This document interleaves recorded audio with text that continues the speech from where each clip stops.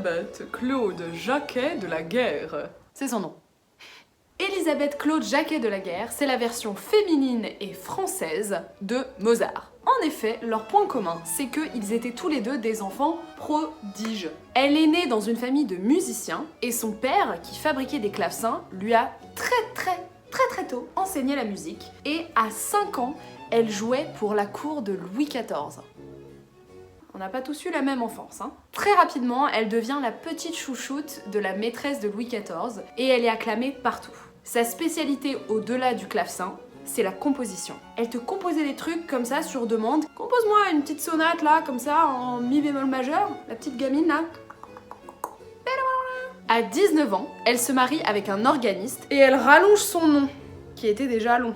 Elle s'installe donc officiellement à Paris et devient professeure de clavecin, tout en donnant des concerts qui la rendent très célèbre. À ce moment-là, elle gagne pas mal de thunes parce qu'en plus de son activité de professeur et de concertiste, elle est officiellement sous le mécénat de Louis XIV.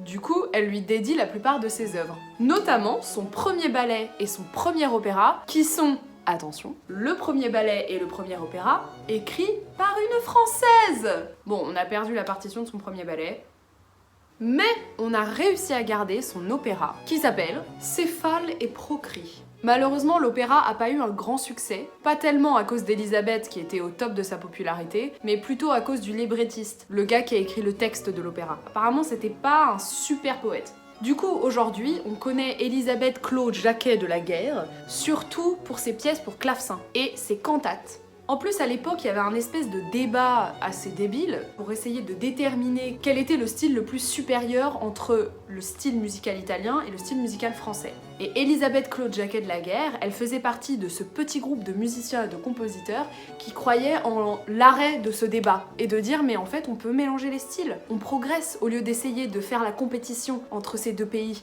mélangeons-les. Et c'est donc pour ça qu'elle a ramené la cantate et la sonate, qui sont des formes italiennes, en France. Et elle en a composé avec son style français.